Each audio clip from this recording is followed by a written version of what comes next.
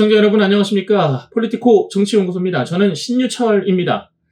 이 시간에 여러분들께 좀 전해드릴 소식은 선거관리위원회 그동안 해킹의 위험이 너무 많은 거 아니냐 여러 가지 의혹들이 많았습니다. 그런데 아니나 다를까 역시나 얼마든지 누구나 해킹을 마음먹었으면 할 수 있었던 것이었다가 이번에 합동보안점검에서 나타났습니다. 여기에는 선관위도 참여했고 국정원 그리고 한국인터넷진흥원이 함께 이 합동보안점검을 했거든요. 결론부터 말하자면 다방면으로 뚫려있다. 다방면으로. 사실 여기서 제가 제일 중요하게 생각하는 것은 사전 투표하고자 하는 사람들을 조작할 수 있을까? 요거랑 나중에 개표할 때 사람을 좀 더 불리거나 사람을 좀 더 줄여서 조작할 수 있을까? 사실 이 두 가지가 가장 궁금했거든요. 분명히 여러분도 그 부분이 제일 궁금하지 않았을까 생각이 들어서 그 부분에 대한 얘기들을 좀 더 따져봤어요. 여기 보면 아예 국정원에서 관련 보도 자료도 냈습니다. 제가 그 중에서 투표 시스템에 대한 몇 가지를 좀 먼저 찝어볼게요. 일단 기본적으로 선관위 내부 시스템에 침투가 가능하고 그리고 침투를 해서 사전투표용지에 날인되는 선관위 투표소 파일을 절취할 수가 있습니다. 그러니까 날인되는 도장도 가져올 수 있어. 그걸 빼돌릴 수 있단 말이에요. 그렇게 해서 실제 사전투표용지와 똑같은 투표용지를 만들 수 있다. 기본적으로 이게 가능하고요. 또 하나는 사전투표소에 설치된 통신장비, 그러니까 사전에 인가된 통신장비 이외에도 외부에서 노트북이라든지 이런 거 갖고 와서 얼마든지 꽂아서 내부 선거망 침투가 가능하다.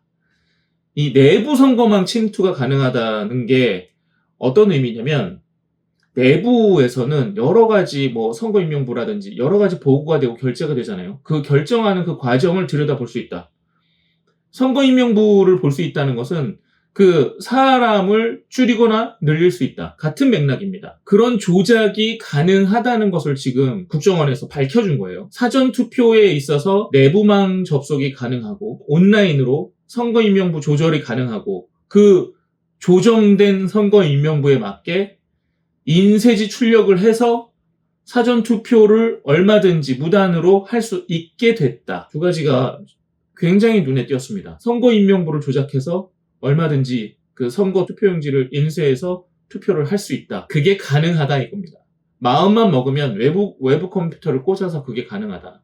자, 그러면 개표할 때는 어떨까? 투표지 분류기에다가 USB를 꽂아야 되는데 그게 사전에 인가받지 않은 외부 비인가 USB를 꽂아서 해킹을 할 수 있는 그 여건이 충분히 갖춰져 있다. USB만 가져와서 인가된 USB를 뽑고 이걸 꽂아서 해킹을 할 수 있다. 그렇게 되면 투표로 분류된 결과 그 숫자를 바꿀 수 있다는 겁니다. 너무나도 쉽게 가능하다. 마음만 먹으면 할 수 있는 것들입니다. 여기에서는 표현을 어떻게 했냐면 북한이 우리나라 선거에 개입할 수 있다. 그래서 조심해야 된다라고 얘기하지만 그게 오로지 북한의 문제입니까? 우리나라에서도 해킹을 하는 사람들이 얼마나 많습니까? 그 사람들이 마음만 먹으면 개표 시스템에 접근해서 얼마든지 숫자를 바꿔낼 수 있다는 게 핵심입니다. 가장 위험한 부분이라고 생각되는 게 뭐냐면 내부망에 얼마든지 손쉽게 접근할 수 있다는 겁니다. 내부망에 접근했다는 것은 우리가 아무리 철저하게 사람 주민등록증 보고 이거 숫자 점검해가지고 선거임명부 도장 찍어가지고 투표를 했다 해도 그거를 얼마든지 바꿔낼 수 있다는 거예요. 무색한 거야. 우리가 현장에서 이렇게 다 주민등록증 해가지고 점검해가지고 투표용지 받아가지고 투표하고 이런 것들이 무색하다는 거예요. 얼마든지 그 숫자를 바꿀 수 있기 때문에.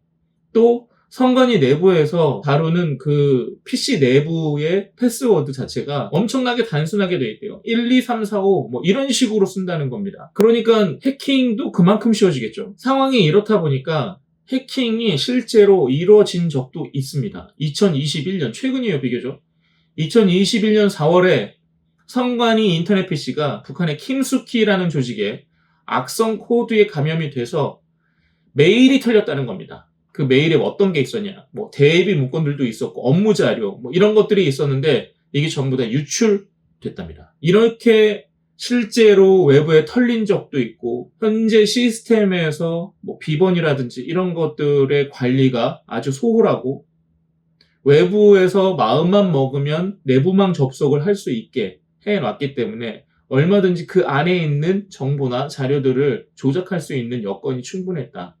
그런데 이거를 선관위가 계속해서 거부를 하면서 보안 점검 한번 제대로 하지 못했다는 게 핵심입니다. 국가정보원이니까 북한 등 외부 세력이라고 표현을 하는데 사실 그게 북한만의 문제는 아닌 겁니다. 어느 선거에까지 접근할 수 있을지는 모르겠으나 적어도 자기네가 원하는 선거가 있다면 그 선거에서만큼 적어도 이거만큼은 우리가 장악을 해야 돼 라고 타겟팅이 딱 되어지면 조작할 수 있다. 지금까지는 조작할 수 있었다가 핵심인 겁니다. 누가 했냐 안 했냐까지는 따질 수 없지만 조작할 수 있다. 또 이런 것도 있어요. 외부의 위탁을 받아서 하는 위탁선거 같은 것도 있잖아요. 뭐 여야 정당에서 하는 선거라든지 이런 것들은 이제 온라인 투표 시스템을 이용하는데 정당한 투표권자가 맞는지 인증하는 이 절차가 미흡하다. 그래서 해커가 얼마든지 대리 투표를 할 수 있도록 그 시스템에 구멍이 뻥 하고 뚫려 있었다. 선관위가 맡아서 하는 그 선거라 할지라도 선관위를 너무 믿어서는 안 된다라는 겁니다.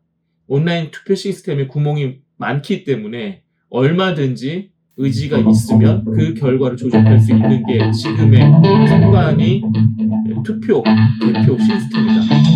이렇게 생각하면 됩니다. 어마어마하게 큰 문제가 있는 상황에서 선관위가 지금까지